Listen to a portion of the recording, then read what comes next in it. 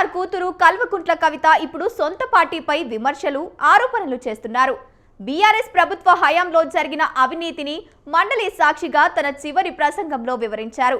వ్యక్తిగా వెళ్లి తిరిగి శక్తిగా వస్తానని ధీమాగా చెప్పారు. ఇంతకు కవితకు ఇంతటి ధైర్యం ఎక్కడి నుంచి వచ్చింది? సొంత కుటుంబాన్ని ఎదిరించి రాజకీయాలు చేయాలన్న నిర్ణయం వెనుక ఎవరు ఉన్నారు? Let's watch the story. Telangana రాజకీయాల్లో ఇప్పుడు కల్వకుంట్ల కవిత హాట్ టాపిక్ గా మారారు. తండ్రిని అన్నని ఎదిరించి పార్టీ లైన్ను దాటి మాట్లాడి సస్పెన్షన్ కు గురయ్యారు. అయితే కవిత మాత్రం ఏమాత్రం తగ్గేది లేదు అన్నట్లుగా వ్యవహరిస్తున్నారు. తాజాగా మండలిలో కూడా తన చివరి ప్రసంగంలో గత బీఆర్ఎస్ ప్రభుత్వం చేసిన అవినీతి అరాచకాలను బయటపెట్టారు. ఏదో ఆషామాషిగా ప్రెస్ మీట్ లో చెప్పడం కాదు, ఏకంగా మండలిలోనే తన తండ్రి కేసీఆర్ అధికారంలో ఉన్నప్పుడు జరిగిన అవినీతిని బయటపెట్టారు. కేటీఆర్ హరీష్ రావులపైనే తన బాణాలను సంధించారు. తాను రాజీనామా చేయడానికి దారితీసిన పరిస్థితులను వివరించారు. బీఆర్ఎస్ కు నైతికత లేదని, ఆ పార్టీకి రాజ్యాంగం అంటూ లేదని ఘాటైన వ్యాఖ్యలు చేశారు. తెలంగాణలో కొత్త పార్టీ పెడతానని, తెలంగాణ జాగృతి ఒక రాజకీయ పార్టీగా మారుతుందని వెల్లడించారు. ఇక వ్యక్తిగా బయటకు వెళుతున్న తెలంగాణ జాగృతి ప్రతినిధులు ఒక శక్తిగా సభలో అడుగు పెడతారని ధీమాగా చెప్పారు. అయితే కవిత ఇంత ధైర్యంగా తన అభిప్రాయాలను బయటకు ఎందుకు వెల్లడిస్తున్నారు? తన సొంత పార్టీ బీఆర్ఎస్ అన్న కేటీఆర్, బావ హరీష్ రావులపై ఎందుకు ఫైర్ అవుతున్నారు? ఆమెను నడిపిస్తున్న శక్తి ఏంటనే చర్చ ఇప్పుడు తెలంగాణ రాజకీయాల్లో జరుగుతుంది. సొంత అన్న కేటీఆర్ పగబెట్టి కవితను బయటకు సాగనంపడంతో కవిత ఒంటరిగా మారిందని అందరూ భావించారు. కొడుకు మీద ప్రేమతో కేసీఆర్ కూడా బిడ్డను దూరం చేసుకున్నారని ప్రజలు భావించారు. కవిత ఒంటరిగానే పోరాడుతుందని, కుటుంబం మొత్తాన్ని టార్గెట్ చేసిందని పొలిటికల్ సర్కిల్స్ లో చర్చ జరిగింది. ఒకవైపు బీఆర్ఎస్ హయాంలో జరిగిన అవినీతిని బయట పెడుతూనే మరోవైపు అధికార కాంగ్రెస్ ప్రభుత్వ పనితీరుపై విమర్శలు చేస్తున్నారు.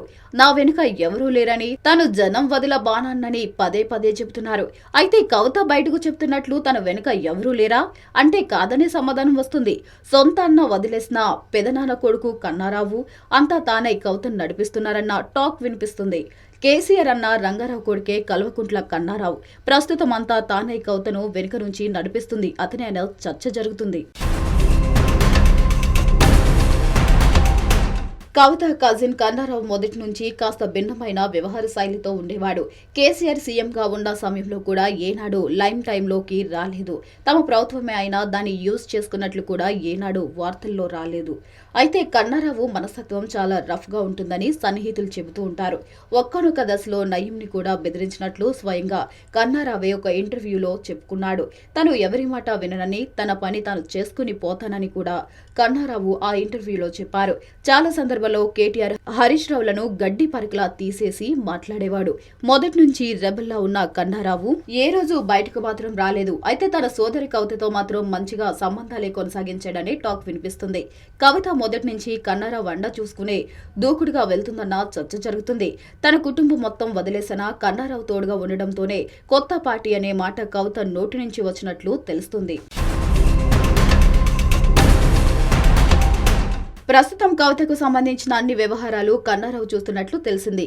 ఆర్థిక అంగబలంగా కవిత వెంట ఉంటూ కవితకు మనోధైర్యాన్ని ఇస్తున్నట్లు చర్చ జరుగుతుంది.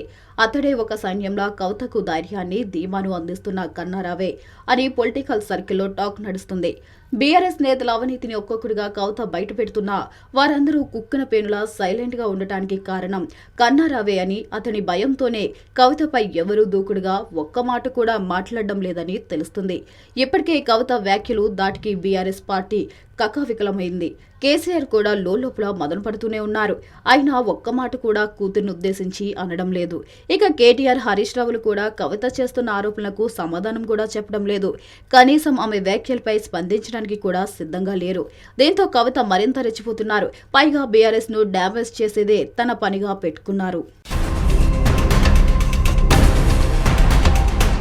త్వరలో కవిత తన రాజకీయ పార్టీని ప్రకటించనున్నారు. తెలంగాణ జాగృతి సంస్థనే రాజకీయ వేదికగా మార్చనున్నట్లు తెలుస్తుంది. తెలంగాణ జాగృతిని రాజకీయ నివేదికగా ప్రకటిస్తే మొదట డ్యామేజ్ అయ్యేది బీఆర్ఎస్ పార్టీనే. అందుకే తాము తిరిగి శక్తిగా మారి సభలోకి వస్తామని కవిత ధీమాగా చెబుతుంది. దేనికి తోడు కన్నారావు కూడా అన్ని విధాలుగా సహకరిస్తుండటంతో కవిత మరింత ఉత్సాహంతో పనిచేస్తున్నారు. ప్రస్తుతం కవిత ఏ పార్టీకి సపోర్ట్ గా మాట్లాడడం లేదు. కానీ భవిష్యత్తులో కాంగ్రెస్ లేదా బీజేపీ కూటమితో వెళ్లే అవకాశాలున్నట్లు ఉన్నట్లు తెలుస్తుంది. ఇందుకు తగిన పొలిటికల్ గ్రౌండ్ ను కన్నారావే సిద్ధం చేస్తున్నట్లు టాక్ వినిపిస్తుంది. అయితే రాబోయే రోజుల్లో కవితకు ప్రజల మద్దతు దొరుకుతుందా లేదంటే బీఆర్ఎస్ పార్టీ ద్రోహిగా మిగులుతుందా అనే అనుమానాలు ఉన్నా కన్నారావు వల్ల కవిత పార్టీలోకి భారీగా నేతలైతే వచ్చే అవకాశం ఉన్నట్లు తెలుస్తుంది. మరి ఈ సహకారం కవితకు ఎన్నాళ్ళు ఉంటుందో వేచి చూడాలి.